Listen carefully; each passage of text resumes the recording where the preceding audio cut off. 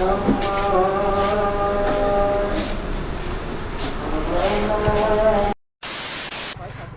everyone, this is Mustaqim and welcome back to my YouTube channel Mustaqim's Total. তো সবাই ভালো আছেন। তো আজকে সময় 5:42। তো আজকে আবার আমরা ইফতারের উদ্দেশ্যে বের হলাম। 3 বন্ধু, আমরা 3 জন, আমি আবির এবং আশরাফুল, 3 জন মিলে আজকে যাচ্ছি বাইরে ইফতার করার জন্য। এর আগে আমরা একদিন ইফতার করি, সবাই মিলে একসাথে কাচ্চি ভাই। তো আজকে আশরাফুল বলতে পারেন কাল পরশু গ্রামে চলে যাবে, এই জন্য ওর সাথে লাস্ট ইফতারটা বাইরে করে নিতেছি আমরা। তো হালকা পাতলার মধ্যেই, তেমন কোনো প্রিপারেশন ছিল না আমাদের, হুট করেই প্ল্যানিং। তো ভাবলাম যে আশেপাশে একটা হালিম আছে, আজকের ইফতারটা হালিম দিয়ে করা যাক। তো আমাদের এখানে অনেক হালিম পাওয়া যায়, কিন্তু আমরা মাঝে মধ্যে যেটাতে খাই ভালো লাগে, তো ওইখানে আজকে ইফতারটা করবো। বসার জায়গা আছে, ইফতারের সুব্যবস্থা আছে।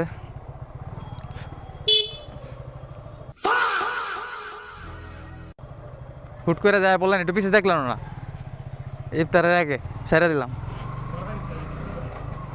পিছিয়ে একটু ঘুরবো না।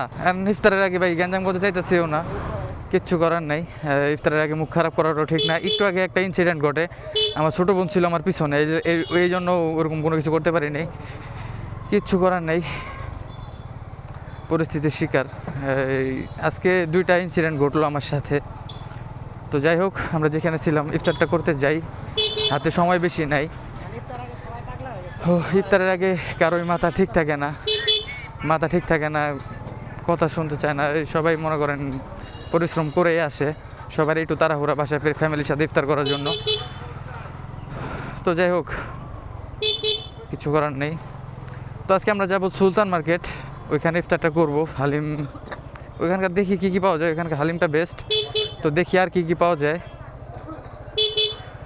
তো এই মোড়ে সবসময় জ্যামজট লেগেই থাকে, তো আজকে কোনো প্রকার কম্প্রোমাইজ হবে না, একদম ঢুকাই দিব জেনে একটু গ্যাপ পাবো ওইখানে।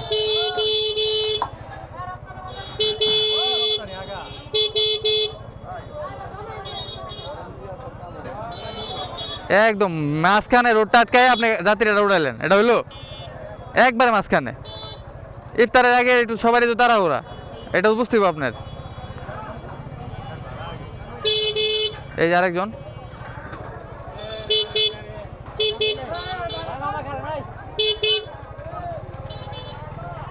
এই তোর মায়ের বাবা, আজকে সব জ্যাম লাগাই দিম, যা জ্যাম লাগাই বয়ে থাকুন।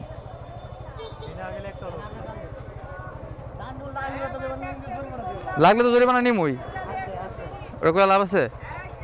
আমার রোডে আমি আছি, তো ফাঁকে ঢুকাম না, কই ঢুকামো? ইফতারের আগে কি আমি ইফতার করুম? আমি জানি ইফতার করুম, আবার কথা কন, ইফতারের আগে ইফতার করবো আগর লগে।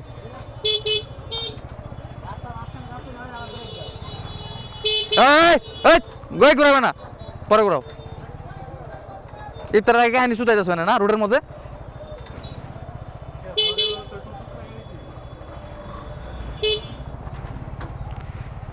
তো কী বলবো, সবারই মাথা গরম, আমার একটু মাথা গরম হয়ে গেছে। যদি সামনে অনিয়ম দেখি ইফতারের আগে, এতগুলো মানুষ ইফতার করবো, এই যদি গাড়ি আলাগুলো এমন জ্যাম লাগায় রোডের মধ্যে, তো সবারই একটু তাড়াহুড়া।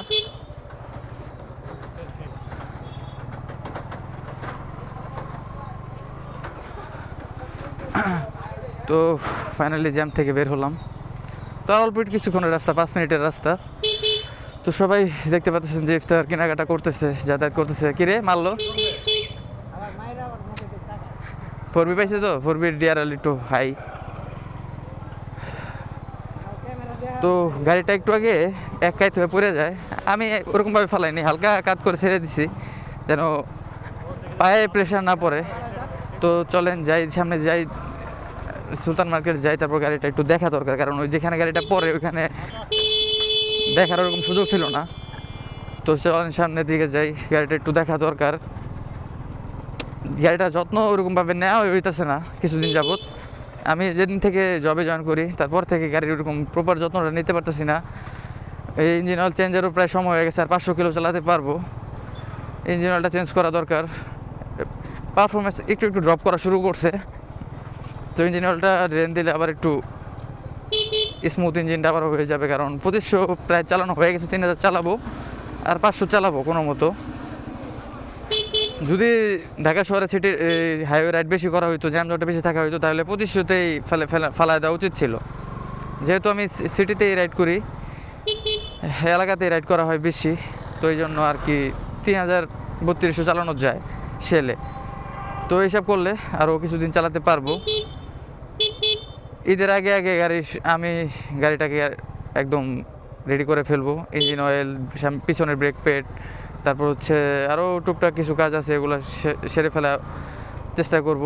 ঈদে বেশ কিছু প্ল্যানিং আছে, একটা মেবি বাইক ছাড়া নাও হতে পারে, কারণ আমার লাইসেন্স নাই, গাড়ির কাগজ নাই। আমরা কক্সবাজার ট্যুরে যেতে পারি না, যাবই শিওর, সব কিছু কনফার্ম হয়ে গেছে অলরেডি। খুব শীঘ্রই ঈদের পরের দিন আমরা বের হয়ে পড়বো। তো এই ফার্স্ট ট্রাভেল ব্লগ, এটা বাইক ছাড়াই আপনারা দেখতে পারবেন, মোটর ব্লগ হবে না, এমনি ট্রাভেল জার্নি ব্লগ পাবেন।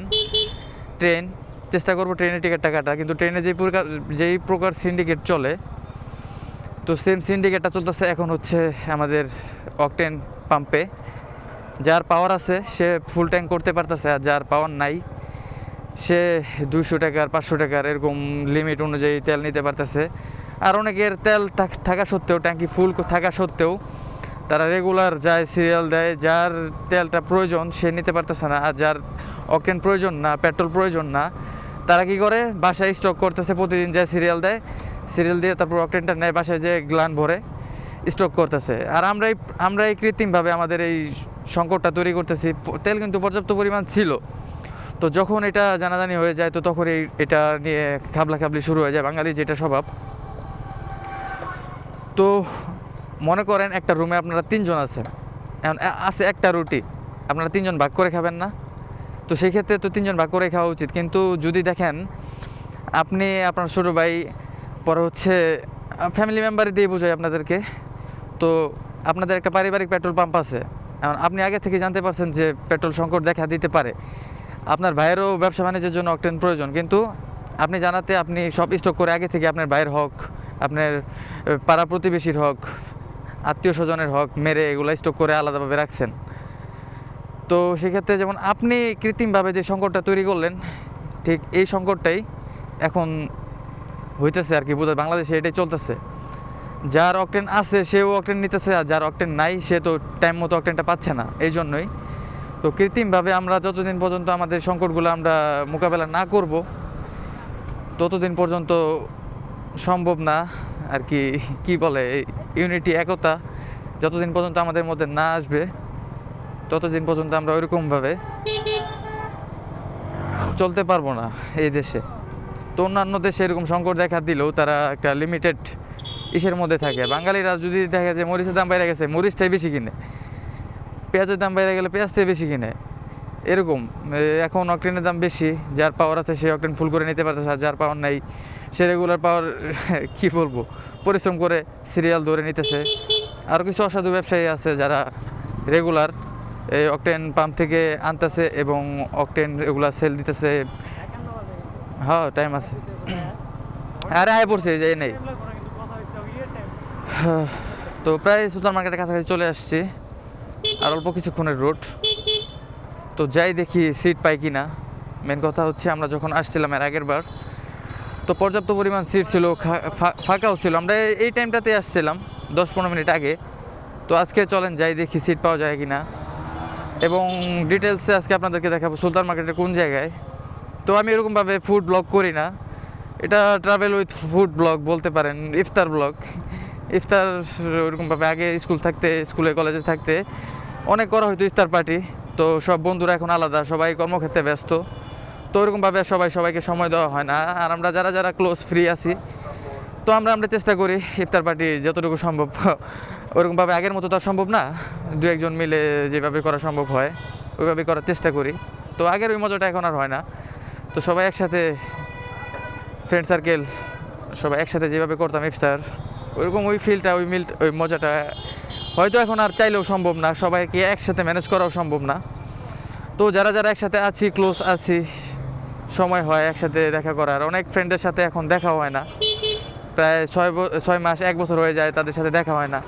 যাদের সাথে একটা সময় সারাদিন থাকতাম তাদের সাথে এখন দেখা হয় 2-1 মাস পর পর, হয়তো সপ্তাহে একদিন অফ ডেতে ফ্রাইডেতে দেখা হয়, কিন্তু ওরকমভাবে আর আগের মতো দেখা হয় না, মহব্বতটাও কাজ করে না, এই দূরে থাকতে থাকতে যা হয়। তো রেগুলার আবার আড্ডা দিতে দিতে এগুলো ক্লিয়ার হয়ে যাবে। তো সবাই আমাদের উচিত ফ্রেন্ড সার্কেলকে সময় দেওয়া, সবাই বন্ধুত্বপূর্ণ সম্পর্কটা ঠিক রাখা, কারণ বিপদে আপদে সবাই কাজে আসে, বন্ধু বান্ধব যেমন হেল্পফুল থাকে। তো নিজ থেকে না চাইলে এটা কখনোই হয় না। তো ইনশাল্লাহ দেখা যাবে। তো অনেক কথা বললাম। তো আমরা সুলতান মার্কেট চলে আসছি, বাইকটা একটা ভালো জায়গায় পার্কিং করতে হবে, এবং আমরা যেখানে হালিমটা খাই সেখান থেকে ভালোই মোটামুটি আড়ালে রেখে আমাদের হালিম খেতে হয়। তো এখানে স্পিড ব্রেকারটা ভালোই উঁচা। তো চলেন দেখি বাইকটা কোথায় পার্ক করি, এবং পার্ক করে আমরা আমাদের কাঙ্ক্ষিত রেস্টুরেন্ট হালিম রেস্টুরেন্ট যেটাই বলেন, কি পাওয়া যায়। এর আগে আসছিলাম কিন্তু ওরকমভাবে আপনাদেরকে ডিটেলসে ব্যাখ্যা দেই নেই। তো ফার্স্ট টাইম আসছিলাম, গুলিতে রাখা দরকার। তো চলেন আজকে যাই, বাইকটা পার্ক করি, তারপর আমরা কথা বলি। কারণ বাইকটা এখানে রাখার পরে জানি না কতটুকু সেফটি সিকিউরিটি পাবো। এখানে রাখি একটা গলির মধ্যে, এখানে রাখলাম বাজারের পাশে।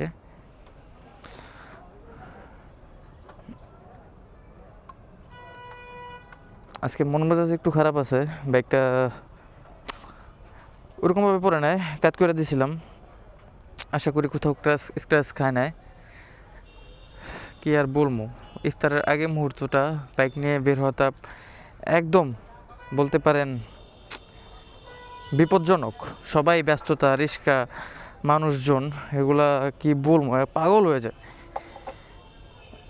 তো বাইক লক শেষ। তো চলেন হালিমের ওইখানে যাই দেখি ওরা কি অর্ডার দিল। আজকে আমরা ইফতারের জন্য অর্ডার দিলাম হালিম ও রুটি। তো এটার জন্যই আজকে এখানে আসা, ইফতারটা বাইরে করা। তো আজান দেখ তারপর টেস্ট করা হবে কেমন।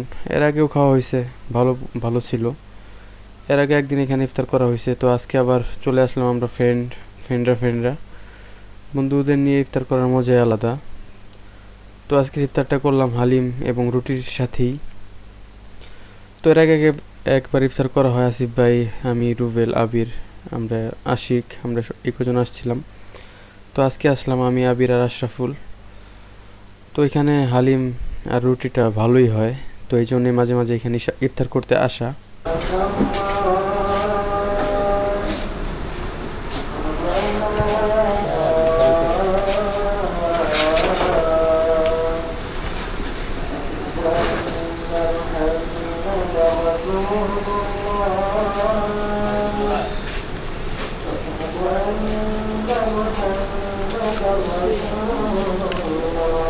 কেমন চলে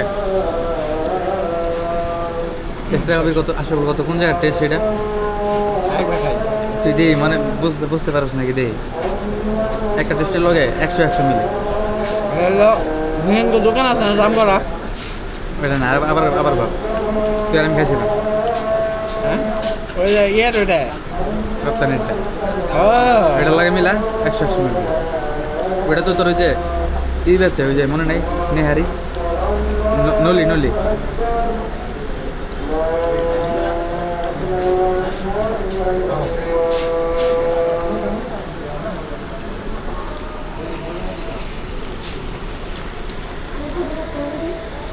ভালো মাত্র একবারই ভালো খাইতে একটু ভালতে পারবে না, এক বোতল লাগে খেতে পারছে।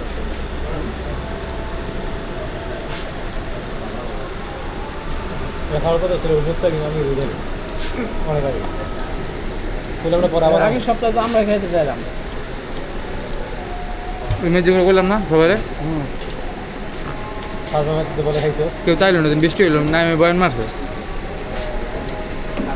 প্রস্তুতি দিলে গাড়ি দেখা যাবো না, আর গাড়ি কিছু ইফতারের সময় ও তত লক আছে ই করা মোটর লক চালান করাই 11 লাগানো আছে ধরে লাইতে আমি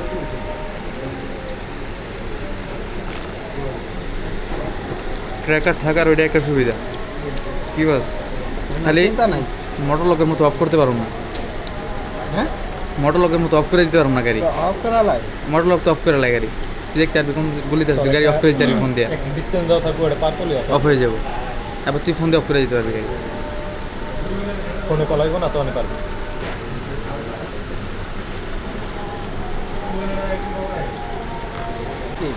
ব্যাটারিও চলছে। তো ইফতার শেষ করি, আবার কথা হবে মোটর ব্লগে। তো ফাইনালি আমাদের ইফতার করা কমপ্লিট। তো টেস্টটা একটু অন্যরকমই, ভালো লাগার মতো একটা, অল্প টাকায় খুব ভালো একটা ইফতার করা যায় এখানে। যদিও এরকম আহামরি না, আমরা ইফতারটা হালিম দিয়ে অনেকের পছন্দ, এই জন্য আমরা, আমাদের পছন্দ এই জন্য আমরা করি। তো ইফতার করলাম। তো হালিম, বট হালিম আমরা যেটা পছন্দ করি ওইটা হচ্ছে 50 টাকা, আর রুটি নেয় 20 টাকা পিস। তো আমাদের সবসময় এই প্যাকেজটাই খাওয়া পড়ে, একটা রুটি খেলে আর এমনি লড়া যায় না। কিন্তু তো আজকে আমরা দুইজনে খেয়েছি 3টা রুটি। তো ভালোই চালানো, ভালোই চলে, মাঝে মধ্যে খাওয়া যায়, ফ্রেন্ড সার্কেল নিয়ে আসা যায়। তো এই নিয়ে 2 দিন ইফতার করলাম এখানে। তো খুব অল্প টাকার মধ্যে একটা ভালো টেস্ট পাবেন। আপনারা যদি আসতে চান এদিকে আসতে পারেন, সুলতান মার্কেট ঠিক মোড়েই আল্লাহর দান হালিমঘর কি যেন একটা লেখা দেখলাম, নামটা ওরকমভাবে খেয়াল নাই। তো চাইলে আসতে পারেন ইফতার করার জন্য ফ্রেন্ড সার্কেল নিয়ে। এমনিও যদি ইফতার না করেন, হালিম এটা টেস্ট করে দেখতে পারেন, যারা হালিম পছন্দ করেন এটা টেস্ট করে দেখতে পারেন।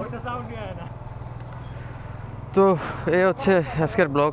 রাতে ভিডিওটা আর বেশি বড় না করি, যেই রুটে আসছি আবার আমরা ওই রুটেই ব্যাক যাব। আর ইফতারের আগ মুহূর্তটা তো ছিল, দেখতেই পারলেন যে আপনারা কতটা ব্যস্ততম একটা রোড ছিল, কিন্তু এখন একটু ঠান্ডা। তো এখন একটু রিল্যাক্স করে বাইকটা রাইড করতে চাই। তো আজকে ভিডিওটা এই পর্যন্তই, আবার দেখা হবে নতুন কোনো ভিডিওতে, নতুন কোনো ব্লগে। এখন থেকে চেষ্টা করবো রেগুলার ভিডিও দেওয়ার। মাঝে মধ্যে সময় হয়ে উঠলেও শরীর ক্লান্ত থাকে, এই জন্য ব্লগ করতে বের হতে পারি না। আর আমাদের রোডের অবস্থা তো খারাপ এলাকার, এরকম যদি রোড থাকতো আপনারা আমার রেগুলার ব্লগ দেখতে পারতেন যেখানে যাই না কেন। কিন্তু আমাদের এলাকার রোড তো দেখছেন, এই রাস্তায় পানি, প্যাক, কাদা, রাস্তার অবস্থা এতটাই বাজে যে বাইক নিয়ে বের হতেও ভাবতে হয় যে আজকে বাইক নিয়ে বের হবো কি না। তো যাই হোক, আস্তে আস্তে আমরা চাই সব রুট টুট সব ঠিক হয়ে যাক, আমরা যেন ভালোভাবে চলাচল করতে পারি। তো আজকে ভিডিওটা আর বেশি বড় করবো না, ভিডিওটা এখানে শেষ করে দিই। আবার দেখা হবে নতুন কোনো ভিডিওতে, নতুন কোনো ব্লগে। সব ভালো থাকবেন, আল্লাহ হাফেজ।